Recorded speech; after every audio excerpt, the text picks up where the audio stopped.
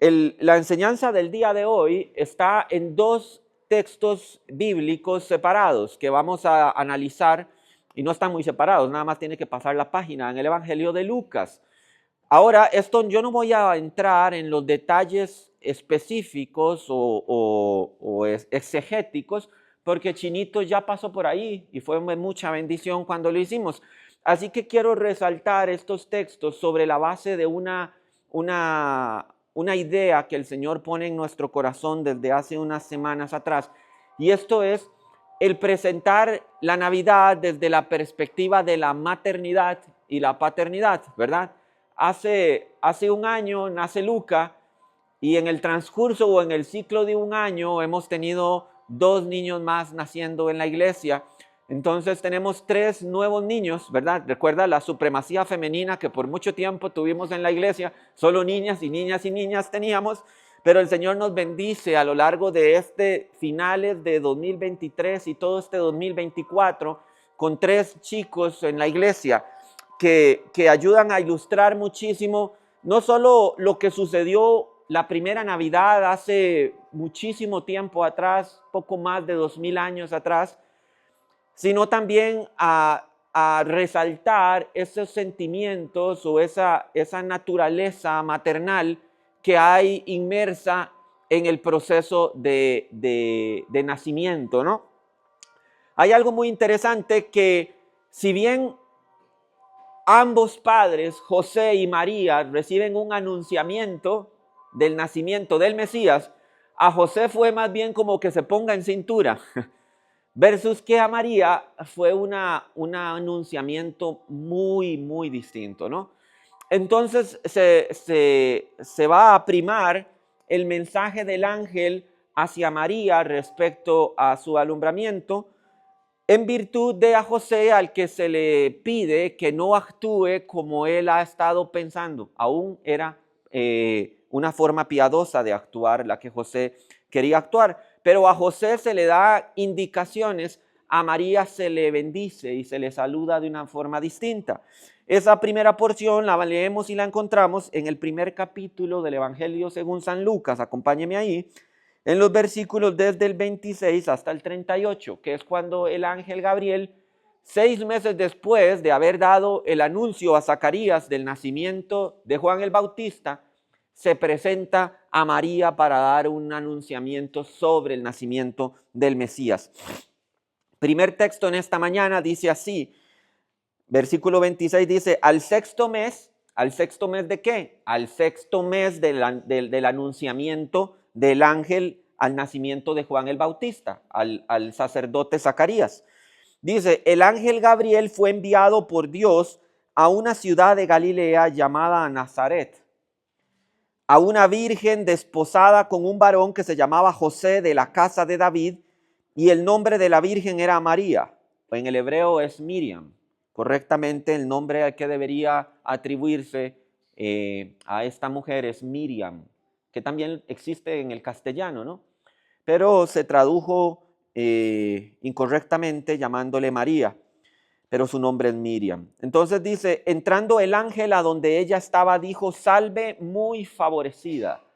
Y esta es la razón por la que se le tradujo María, porque María significa enaltecida o favorecida. Entonces, a la luz de las palabras del ángel fue que se cambió su nombre de Miriam a María, pero su nombre, vuelvo a repetir, es Miriam. Y dice, el Señor es contigo. Qué palabras más maravillosas. Quisiéramos muchos en este tiempo, en el siglo XXI, que se nos presentara el Señor para decirnos sencillamente, estoy contigo. Quizás en algunos momentos específicos en donde nuestra fe no anda en los tiempos más fortalecidos, pero a esta mujer sencilla, una jovencita, se le presenta un ángel del Señor. Ha de haber sido algo extraordinario, porque Dios no manda un ángel, ¿verdad?, para anunciar el sabor de los tacos del mes, ¿verdad?, o el sabor del sándwich en Subway. Manda un ángel para anunciar algo realmente importante. La actividad angelical en el Antiguo Testamento y en el Nuevo Testamento estuvo en virtud de salvar a su pueblo, dar un anunciamiento del cumplimiento profético o fortalecer a los grandes hombres de la fe para que llevaran a cabo el ministerio que Dios les estaba encomendando. Y la única mención bíblica por favor anote esto, que un ángel aparece a una mujer, es esta. Es la única mención bíblica que el ángel de Jehová aparece a una mujer, en este caso el ángel Gabriel, y le dice: salve muy favorecida, el Señor es contigo, bendita tú entre las mujeres. Pero ella, cuando lo vio, se turbó por sus palabras y pensaba: ¿qué salutación sería esta? Hay otras versiones que explica que no comprendía una salutación tan excelente, ¿verdad? Ella era mujer muy sencilla. Y dice, entonces el ángel le dijo: María, no temas, porque has hallado gracia delante de Dios. Concebirás en tu vientre y darás a luz un hijo y llamarás su nombre Jesús. Vea, hasta aquí las felicitaciones y los aplausos a María. Después el ángel se centra en lo realmente importante y le dice: concebirás en tu vientre y darás a luz un hijo y llamarás su nombre Jesús, el cual era un nombre muy común, Yeshua, que también incorrectamente fue traducido. El nombre al que deberíamos referirnos a nosotros de nuestro Salvador es Yeshua. Y dice: este será grande y será llamado Hijo del Altísimo. El Señor Dios le dará el trono de David su padre, reinará sobre la casa de Jacob para siempre y su reino no tendrá fin. Qué maravilla el mensaje, ¿no? Tantos 2024 años después y leemos estas palabras y uno dice: son extraordinarias, ¿verdad? Lo que el ángel vino a decir. Entonces dice que María preguntó al ángel: ¿cómo será esto? Una pregunta muy válida aún en su sencillez. Cuando Zacarías preguntó lo mismo, lo dejaron mudo, ¿verdad? Pero Zacarías lo hizo desde la incredulidad. María desde el asombro y el temor a Dios. Y entonces dice: ¿cómo será esto? Pues no conozco varón. Ahora vamos a hablar qué era el desposorio, ¿no? Entonces el ángel le dijo: el Espíritu Santo vendrá sobre ti y el poder del Altísimo te cubrirá con una sombra. Chinito nos explicó sobre esto, es la Shekinah que posaba sobre el tabernáculo de reunión cuando la presencia de Dios se manifestaba. Así que desde este punto de vista muestra no solo el aspecto espiritual, sino la delicadeza de Dios para con una mujer como María, en donde literalmente, delicadamente, a la luz de su presencia, no necesariamente a la luz de ningún tipo de contacto, ella concibe virginalmente. Ahora, la concepción es lo que es virginal, no el nacimiento. Por favor, tomen en cuenta eso, que también incorrectamente se pronuncian cosas desde la ignorancia. Es la concepción lo que fue virginal. Y así lo establece claramente la lectura. Y dice, el Espíritu Santo vendrá sobre ti y el poder del Altísimo te cubrirá con su sombra, por lo cual también el santo ser que va a nacer será llamado Hijo de Dios.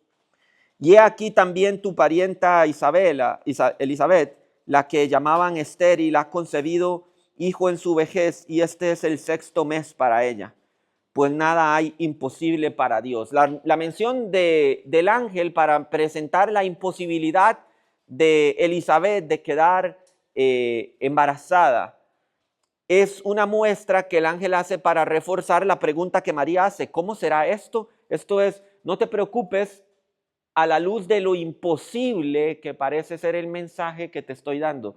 Esto es, tu parienta Elizabeth, que ha quedado ya encinta en su vejez y a la que llamaban estéril, también lo hizo Dios. Así que si algo te parece difícil, toma en cuenta que ya hace 6 meses atrás ya Dios hizo algo que era imposible al hombre. Entonces María dijo, y la actitud de María resaltamos aquí: aquí está la sierva del Señor, hágase conmigo conforme a tu palabra. Y el ángel se fue de su presencia. Quiero resaltar esta última parte porque no es sencillo lo que María acaba de aceptar, ¿verdad? No es un trato fácil. Lo que acaba de decir es: voy a quedar encinta del Mesías. No conozco varón, todos saben que estoy desposada. Entonces, y la versión que me dan no es algo que cuente y que todo el mundo diga, ah, sí, tiene lógica perfecta. Entonces, ella está aceptando sumisamente ponerse en una posición extremadamente desfavorable. Pero ahora vamos a ahondar un poquito más en eso, esperando en el Señor que nos dé tiempo. Nos debería dar tiempo porque es la última, ¿no? Pero vamos a tratar de ahondar en eso. El segundo texto que tengo para ustedes está en el capítulo 2 de Lucas y es cuando Jesús es presentado en el templo. Permítame un segundo. Jesús, presentación de Jesús en el templo, versículo 21 hasta el versículo 35. Dice, presentación de Jesús en el templo. Mira que menso, lo tenía aquí en mis notas y no me fijé. Dice el texto, cumplidos los 8 días para circuncidar al niño, le pusieron por nombre Yeshua, el cual le había sido puesto por el ángel antes de que fuera concebido. Cuando se cumplieron los días de la purificación de ellos conforme a la ley de Moisés, ahora vamos a hablar un poquito de esto, porque si recuerdan el estudio de Levítico, había un sacrificio de purificación que debía hacerse por la mujer que había estado encinta y por abrir su matriz. Y esto es que Dios pedía un sacrificio y una compensación por el primogénito que perdonó su vida en Egipto. Eso es uno de los misterios bíblicos más extraordinarios, porque quiere decir, al mundo gentil, a los egipcios de ese entonces, el ángel de la muerte castigó, y a los hebreos perdonó. Pero en reconocimiento de ese perdón, cada vez que naciera un primogénito en una familia hebrea, el Señor en Levítico dice, es mío. Así que como es mío, porque debió haber muerto junto con los egipcios, pero yo lo preservé, ustedes deben presentar la ofrenda de la purificación porque abrió la matriz un primogénito. Solo se debía presentar por el primogénito, porque fue quien abrió la matriz. Si hubiera un segundo, un tercero, un cuarto hijo, no debía presentarse, era por el primogénito, porque el primogénito fue reclamado por muerte en Egipto. Y eso tiene una significación enorme para la iglesia del Señor. Pero no vamos a predicar sobre evangelio, sino sobre el nacimiento y la maternidad de la familia del Señor. Entonces dice que se cumplieron los días de la purificación conforme a la ley de Moisés y lo trajeron a Jerusalén para presentarlo al Señor, como está escrito en la ley del Señor. Todo varón que abra la matriz será llamado santo al Señor. Y para ofrecer conforme a lo que se dice en la ley del Señor, un par de tórtolas o 2 palominos. Subraya eso también, ahora vamos a hablar sobre la humildad de la ofrenda presentada. Había en Jerusalén un hombre llamado Simeón. Este hombre justo y piadoso esperaba la consolación de Israel y el Espíritu Santo estaba sobre él.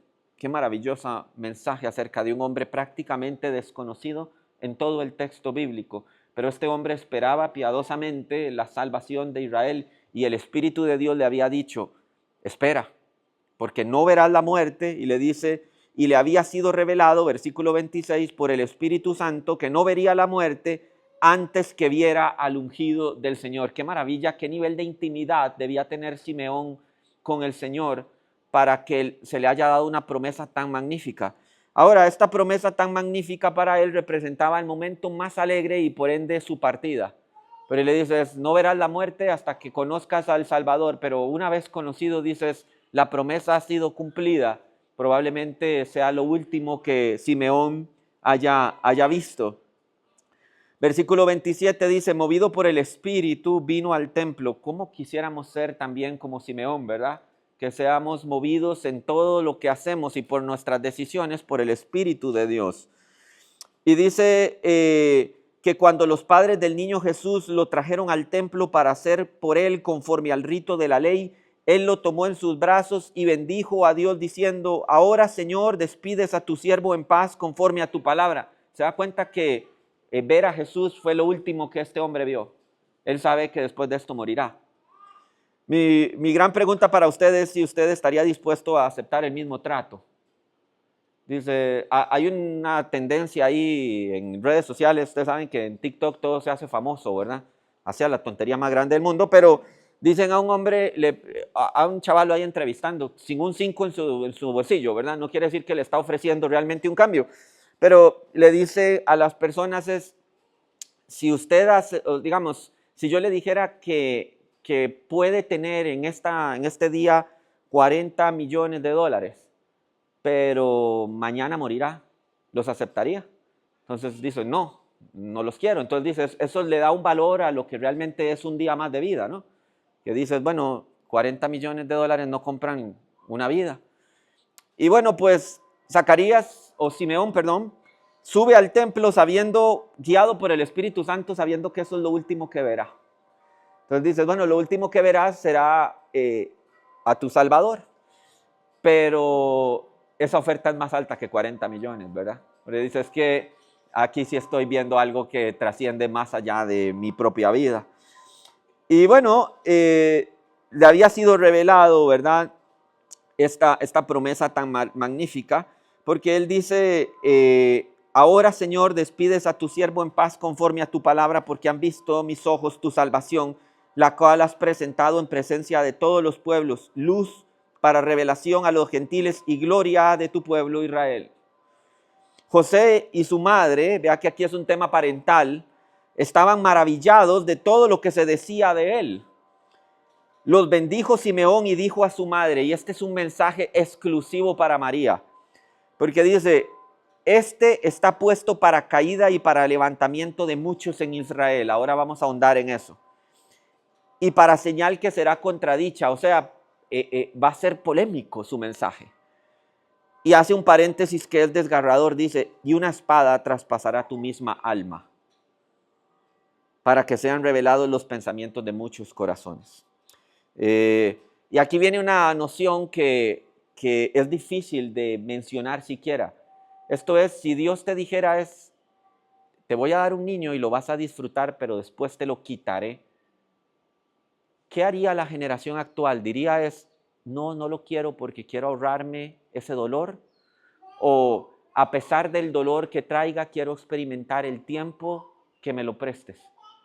Y esa es una decisión difícil, ¿verdad? A las madres que están aquí, porque este fue un mensaje a las madres, no a José. ¿Por qué a José es excluyente? Bueno, se cree que José era un hombre entrado en edad cuando Jesús nace y probablemente José muere mucho antes de que Jesús comience su ministerio terrenal. Por lo cual vemos a Jesús de una edad adulta trabajando en el ministerio, o más bien en el oficio que hacía su padre José, probablemente sosteniendo su hogar como el primogénito o como el mayor. Pero esta frase es extraordinaria, ¿verdad? Una espada atravesará tu alma. Así que María pasa del anunciamiento del ángel, digamos, del momento, los 15 minutos de fama, como dirían, ¿verdad? La bendecida, la favorecida, ¿verdad? Todas las cosas buenas, los halagos, ¿verdad? Que era una mujer buena, piadosa. Pasa 9 meses y 8 días después, a recibir el anunciamiento, dice, este niño te va a romper el corazón.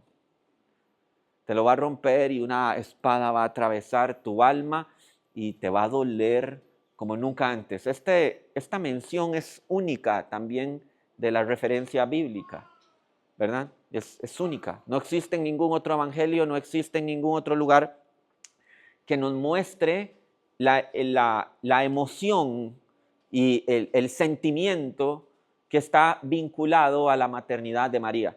Y que llegamos a olvidar esto en medio del anunciamiento de su nacimiento, porque ser madre y ser padre es un gran acontecimiento, mayormente del Salvador, ¿no? Pero llegamos en muchos momentos a olvidar lo que representa ser una madre o ser un padre de un niño y la responsabilidad que esto implica, sabiéndolo todo de antemano. Este será varón grande, salvará a su pueblo, será luz para las naciones, será el Hijo de Dios. Y por otro lado dices, pero partirá y te romperá el corazón, como madre, en tu situación carnal. Todos entendemos los mensajes evangelísticos y espirituales que se dieron en la cruz. Mujer, he ahí tu hijo, he ahí tu madre, y todos dicen, bueno, ahí se compensó. Bueno, no creo que ninguno de los que hemos sido padres reciente o más anteriormente nos hayan dicho, bueno, pero se lo cambio por uno mejor o se lo cambio por uno ya educado y ya grande, ¿verdad? Usted dice, lo tomo, qué gangón, ¿verdad? No parece ser en ninguno de los sentidos algo que usted diría es, pero yo lo aceptaría porque desde el momento en el que ese niño nació, ese niño se apoderó del corazón de su madre, ¿verdad? Su madre le amó inmediatamente, que lo digan todas las mamitas que están aquí. Desde que nace un niño y lo ponen en sus brazos es un momento de amor para siempre, ¿no? Y es desgarrador la sola idea de pensar, dices, pero te será quitado. Así que imagino que para María implicaba la necesidad de disfrutar al máximo cada momento que iba a pasar con ese niño, porque sabe desde ya que es momentáneo. No a todos, ¿verdad?, les toca una revelación tan dura, ¿verdad? Y yo creo que nadie pretende enterrar hijos, ¿verdad? Pretende que sus hijos le entierren a sí mismos, ¿verdad? Pero este mensaje es fuerte, es difícil de aceptar, ¿verdad? Y que no hay una marcha atrás. No es que podemos decir, no, ya no voy a creer en ese Dios. Porque lo mencionaba en el podcast de esta semana, es pues esa noción ateísta que dice voy a ignorar a Dios y voy a ignorar la moralidad de Dios. Esto es como cerrando los ojos y deseando que no exista. Esto no es de la misma manera. Aquí no hay una marcha atrás. Dios le está diciendo a través de este hombre que iba a ser fuertemente herida. Y creo que cuando Lucas escribe esto, siendo María una de las principales fuentes de información histórica de Lucas, María parece que lo tenía muy presente. María no dejó de mencionarle, porque aquí no estaba Lucas, ¿verdad? O sea, nos encantaría decir que aquí estaba José, María, el niño y Simeón, y Lucas como mirando con una cámara para hacer el documental, ¿verdad? Lucas no estaba, lo cual nos deja es, si para cuando Lucas escribe su evangelio, Jesús ya ha muerto y resucitado y ascendido al Padre, José probablemente está muerto y ni qué se diga de Simeón, la única fuente donde puede obtener la información de primera mano es María. Y María pide que este párrafo no se omita. Que el Señor le dijo es, me romperá el corazón. Me pregunto si cuando Lucas le pregunta, María no suelta una que otra lágrima al ser mencionados. Es un pasaje que cuando lo lees dices, es fuerte, ¿no? A mí me conmueve sobremanera pensando en cualquiera de los hijos que Dios me ha bendecido, pero es particular. Ahora vamos a ahondar en algunos pequeños detalles sobre el anunciamiento del nacimiento del Mesías, porque es muy particular. Número uno, el ángel le es mandado presentarse en una ciudad de Galilea llamada Nazaret. Usted sabe que esta mención es la única mención que todo el Antiguo Testamento y hasta el momento en el Nuevo Testamento hay de una ciudad llamada Nazaret. O sea, Nazaret era famosa por no ser para nada famosa. Nadie la conocía, no consideraban que de ahí pudiera salir nada bueno. Era un lugar perdido en alguna parte del mapa en donde nadie realmente prestaba su atención o considerara una ciudad digna, ¿verdad? Es como, recuerdo un viaje hace unos años que fuimos a Pérez Celedón y pasamos por un lugar que yo no sabía que se llamaba Platanillo. Yo no sabía que existía Platanillo y es una ciudad, corrijamos, es un pueblito metido en la montaña como de 4 o 5 casas que si usted no pasa por ahí, no ve el letrero, no sabe que existe. Y obviamente no hay atracción turística, no hay, digamos, nadie va a Platanillo. Yo creo que alguien tal vez a lo mucho se perderá en la montaña y llegará a Platanillo, pero nadie está interesado en decir voy a Platanillo, ¿verdad? Pero a Tamarindo, a Flamingo, a Santa Tere y a todas las playas que están de moda ahora en día, pues todo el mundo va. Nazaret es ese Platanillo, ¿verdad?, de Pérez Celedón. Nadie sabe que existe, nadie le interesa, nadie va ahí. Es una ciudad perdida, pero es extraordinario lo que el anunciamiento del ángel hace, porque menciona por primera vez en toda la escritura bíblica, ¿verdad? Ni a los profetas más humildes, ¿verdad? Amós, que trabajaba recolectando higos, ¿verdad? Ni el más pomposo que podríamos, y letrado que es Isaías, nadie lo mencionó. Nadie, nunca nadie lo mencionó. Pero después del anunciamiento de un humilde hijo de carpintero pondrá a Nazaret para siempre en el mapa, en la historia de la humanidad. Eso es maravilloso. ¿Sabe por qué? Porque nos encanta pensar que nuestros hijos recibirán la mayor de las bendiciones de parte del Señor, ¿verdad? Y es que así lo hace saber el ángel, le dice, este será grande y será llamado Hijo del Altísimo. Es maravilloso, ¿verdad? Cuando uno tiene un hijo y la gente siquiera se lo piropea, ¿verdad? Ay, qué lindo gordito, vea qué linda sonrisa, ay, vea qué lindos dientillos, o ese tipo de cosas, es maravilloso. Pero cuando recibe algo tan extraordinario de decir, será grande, será importante, salvará a su pueblo, será llamado Hijo del Altísimo, sería como equivalente que cuando nazca su hijo reciba una bendición de decir, será un doctor cirujano extraordinario, este niño será un abogado maravilloso, o esta niña será una bailarina mundialmente reconocida. Creo que incluso nosotros como padres nos sentiríamos como halagados, ¿verdad? Pero vea lo que pesa sobre este niño, es un pueblo olvidado en el mapa, un pueblo que nadie sabe que existe, y que si existe y alguien ha pasado por ahí, quiere olvidarlo, que pasó por ahí, ¿verdad? Dice, aquí no hubo nada bueno, no hubo momentos memorables, aquí no hay nada. Nazaret, por el nombre de Yeshua, fue puesto en el mapa eternamente, y hasta el día de hoy, incluso la noción de la Navidad es vinculada a Jesús, Nazaret. Y eso es maravilloso, las cosas que Dios hace para hacer que lo más humilde y pequeño salte por encima de la página, y no por una vez, no como una mención destacable, sino para siempre. Nuestro Salvador y el anunciamiento de su nacimiento cambió la historia de una ciudad para siempre. Ahora dice el texto que este anuncio fue dado a una virgen desposada con un varón llamado José. El desposorio, si usted recuerda, hablamos de esto cuando vimos las bodas del Cordero en Apocalipsis. Y es que el proceso de bodas en Israel tiene 3 etapas. La primera es cuando los padres se ponen de acuerdo, ¿verdad?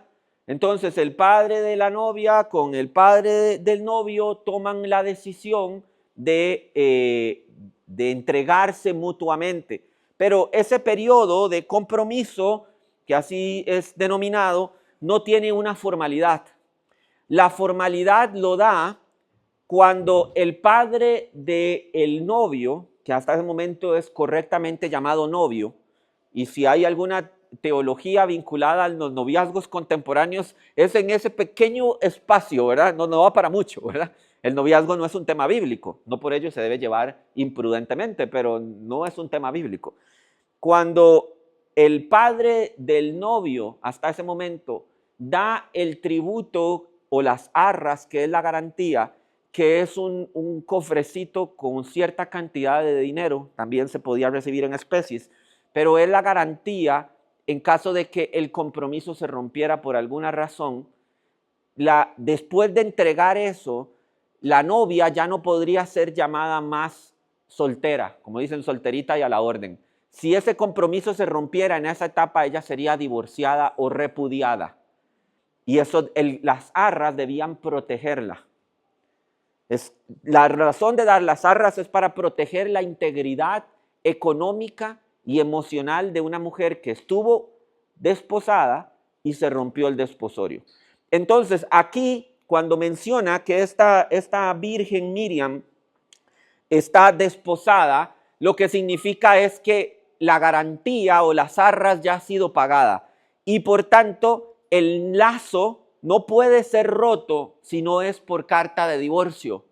Eso es complicado, ¿no? Ahora ya entiende por qué es que María acepta sumisamente el mandato en contravención de ella misma. Dice, bueno, es que a mí sí me pueden repudiar, es más, me pueden apedrear. Dice, pero aún así ella dice, aquí está la sierva del Señor, hágase conmigo conforme a tu palabra. La sumisión y la humildad de esta mujer extraordinaria nos muestra también algo que yo quiero resaltar, es los estándares morales y el temor de Dios con que el Salvador va a ser criado en ese hogar. Eso es increíble. Eso es increíble porque una mujer que está dispuesta a arriesgarlo todo, para aceptar la voluntad de Dios sobre su vida, no es una mujer que vaya a enseñar tonterías en el hogar del Salvador, ¿verdad?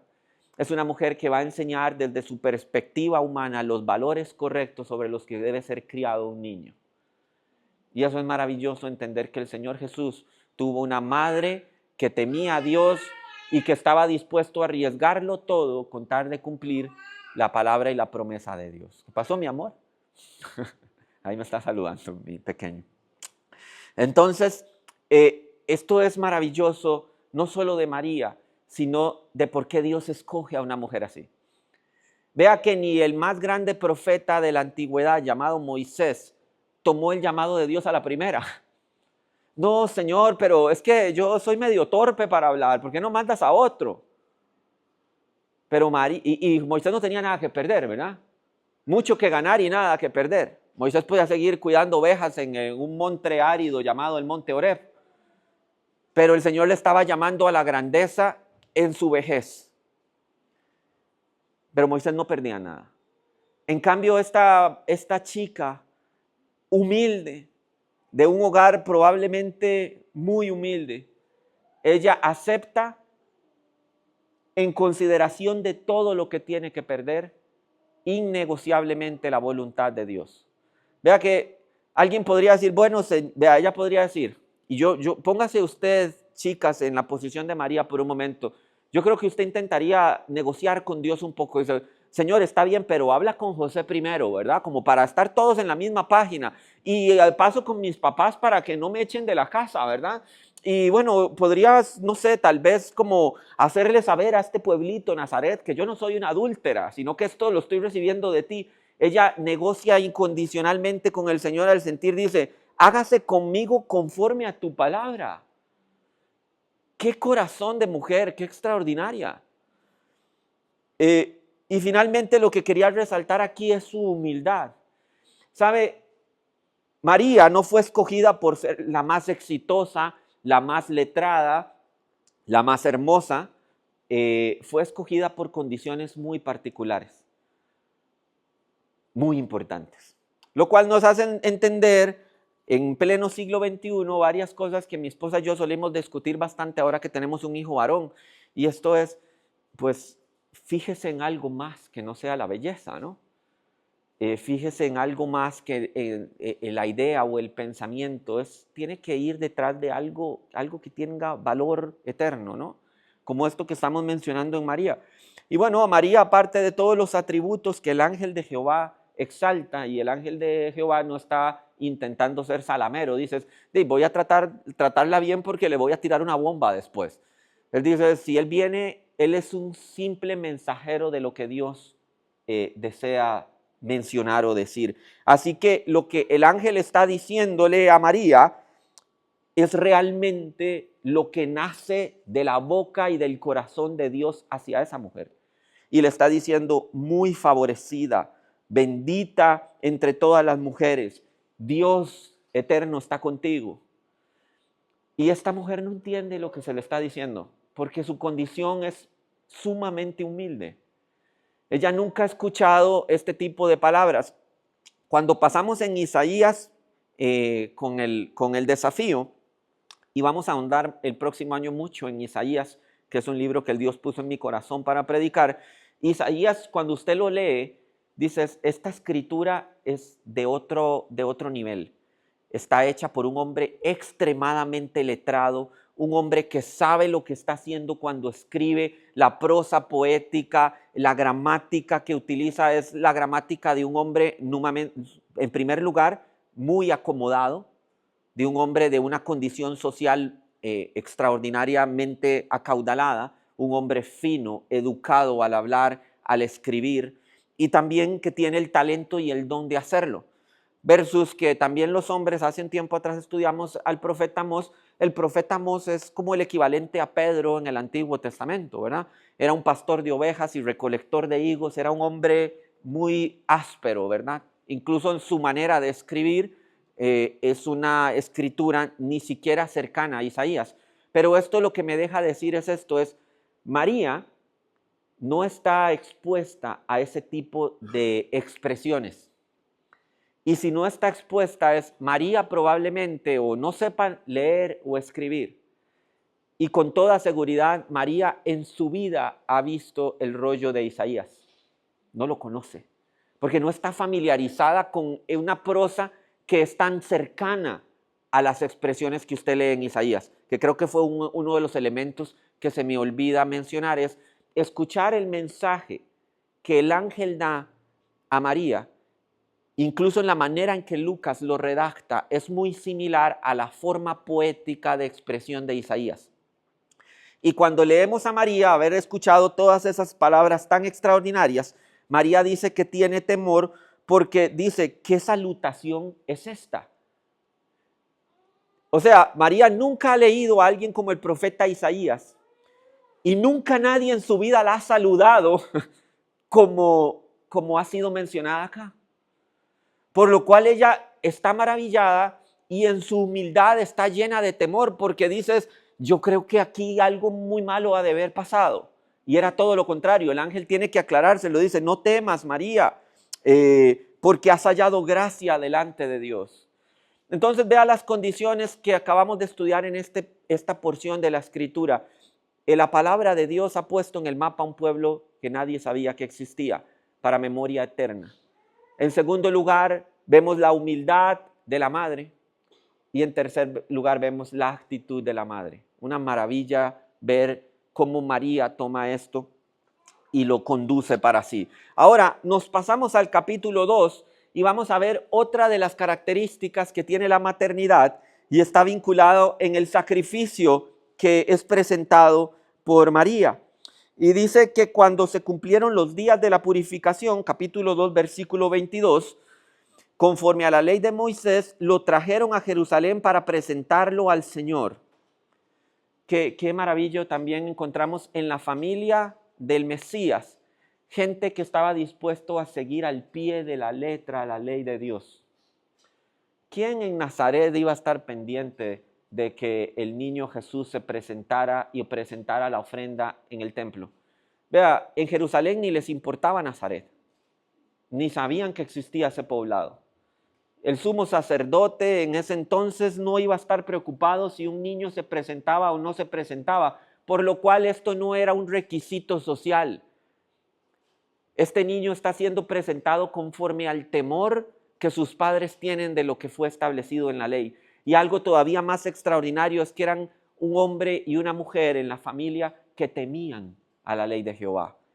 Y temer no significaba, dices, voy a hacerlo para que en Jerusalén nadie me levante la voz, sino esto es, voy a hacerlo porque la ley de Dios dice, es lo que debo hacer. ¿Sabe? Abogamos, yo le digo a Rebe cuando estudiemos la serie de la familia, es que nosotros queremos exhortar a la gente que no tiene niños a que tenga niños, pero que esos niños, nazcan en un hogar verdaderamente cristiano. El problema no es traer niños al mundo, eso lo trae cualquier atarantado. El tema es niños que puedan ser criados y educados conforme a la ley de Dios y que sus padres se tomen esa ley en serio. No que hipotequen aspectos de la ley conforme a su propia conveniencia, porque con eso van a ser educados los niños. ¿Cómo yo voy a educar a un niño a decirles hay que venir a la iglesia si yo no vengo a la iglesia con regularidad? ¿Cómo voy a enseñarle a un niño a diezmar y a ofrendar si nunca ha visto de su padre o de su madre desprenderse o darle al Señor lo que le corresponde? ¿Cómo voy a enseñar yo a un niño o a una niña en los aspectos morales y éticos si ven a su padre o a su madre comportarse de las peores maneras cuando no lo están viendo los hermanos?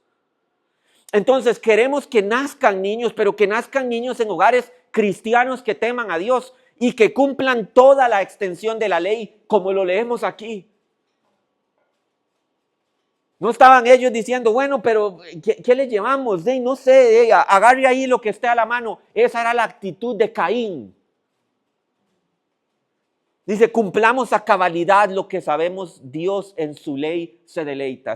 Escucho ahora a un negrito, ¿verdad? Que canta roots cristiano y se lo compartí a Chinito. Él canta una canción y él dice que Dios está mirando el altar de su corazón.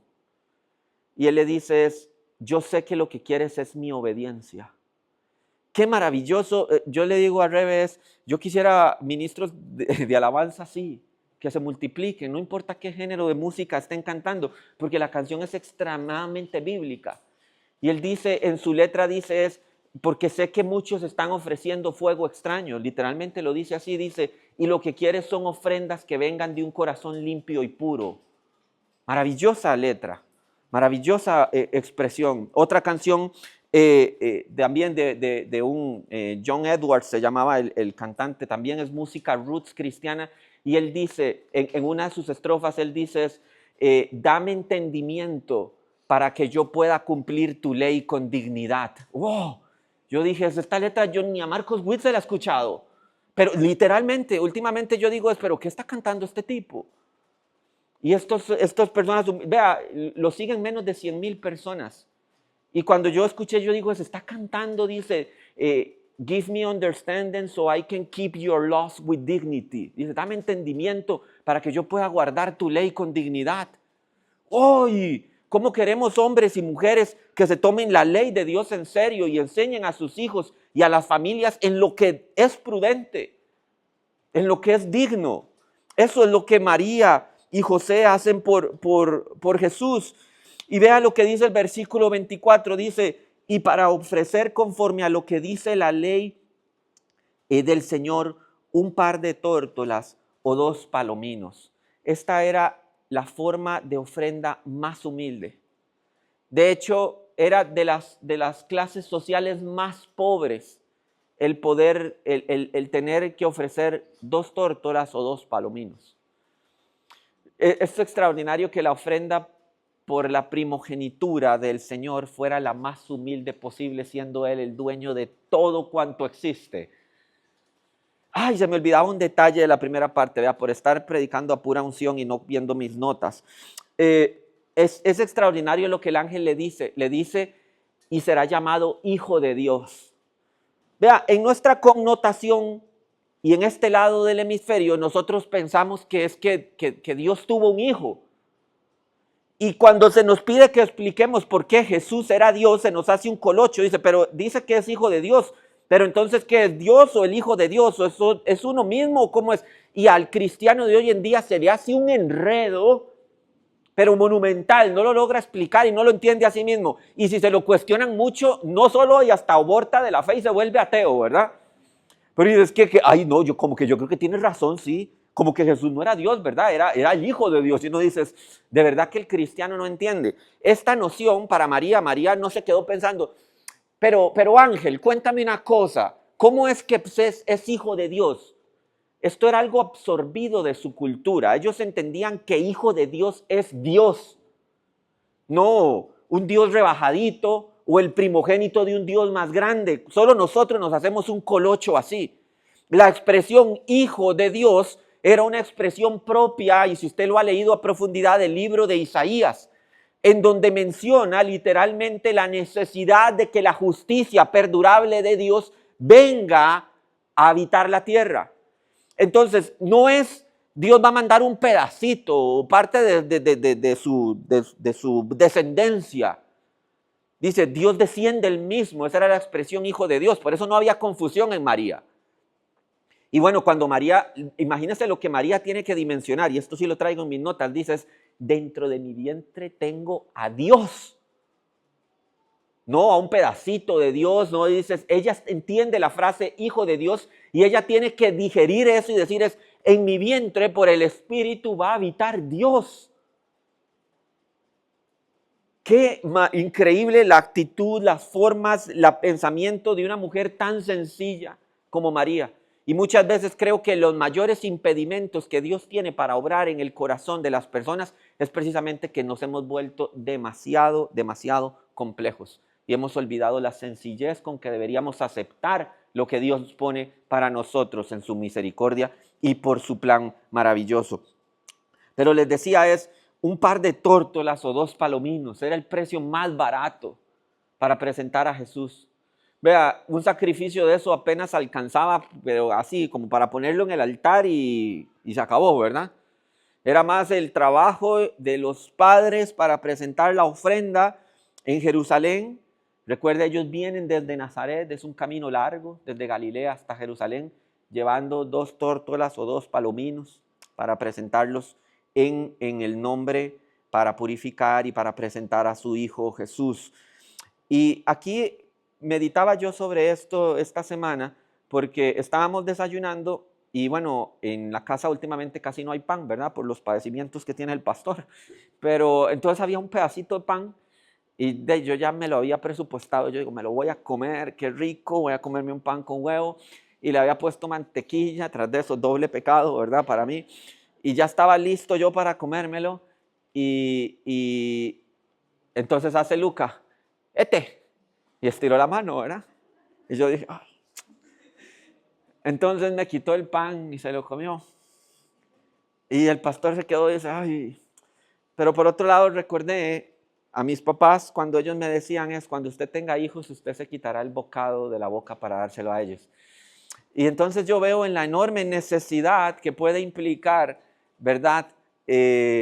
Para José y María, que no eran ricos, llegar hasta Jerusalén y presentar la ofrenda más humilde que podían hacer para cumplir con la voluntad de Dios para sus vidas y para presentar con alegría a su hijo. Dices, tengo a mi hijo en regla. Eso es como cuando llega y usted le llegó el aguinaldo y dice, bueno, aquí está la matrícula de mi hijo para el próximo año. Y cuando usted la pagó dices, qué feliz me siento porque ya cumplí esa parte, ¿verdad? Y hay una felicidad inmersa en darle a los hijos algo de lo cual yo no sacaré ningún provecho, pero que sé que es para su bien.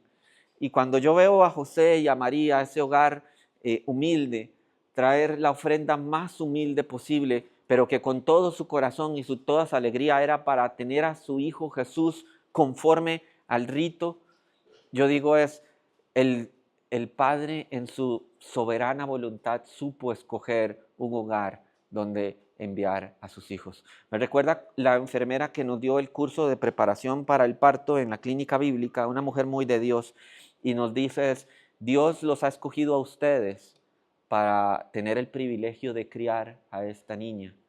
Entonces ustedes tienen la responsabilidad delante de Dios de criar a esta niña. Y bueno, eso para mí fue como desde ese momento hubo un cambio de mentalidad. La gente un día hablando con un amigo me dice, usted se volvió más aburrido desde que es papá. Y yo le dije, no, es que maduré. Ya, si usted habla conmigo se dará cuenta varias tonteras que yo ya no hago. Ya no vuelvo a hablar de los Simpsons, ya no dedico una tarde entera a hablar de fútbol, por más que Coqui esté interesadísimo en hablar de eso. Creo que hay cosas en las que como padres avanzamos porque queremos lo mejor para nuestros hijos y porque nos atañe la responsabilidad. Y esto parece mostrarse a cabalidad en esta familia para celebrar esta pequeña y primera Navidad. Y finalmente quisiera ahondar sobre esa última frase de Simeón. De nuevo, no voy punto por punto porque Chinito ya lo hizo por nosotros hace varios tiempo atrás.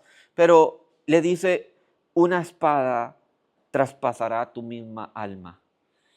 En medio del momento quizás de mayor alegría, dice, he presentado a mi hijo, he cumplido todo lo que la ley dice, y a través de este hombre el Señor le está diciendo eso, pero tu hijo te será arrebatado y te dolerá muchísimo y te va a doler tremendamente. Y quería nada más mencionar parte de las notas que traía aquí, parte de lo que esto representa para María, porque vea que en todo lo que Simeón le está diciendo, dice, está puesto para caída y para levantamiento de muchos en Israel. Jesús es polémico. La figura de Jesús es polémica. Basta con ver simples ejemplos de cómo unos son levantados y unos son arrojados al suelo por el mismo mensaje o por la misma figura de Jesús. Pedro en su caída fue levantado, mientras que Judas en su caída fue arrasado. También vemos a dos ladrones en la cruz y vemos exactamente lo mismo que Simeón le está diciendo, uno para levantamiento y otro para caída. Un ladrón lo maldecía y el otro le decía, ¿no temes a Dios? Mientras uno ve en Jesús la salvación, el otro ve todo lo contrario.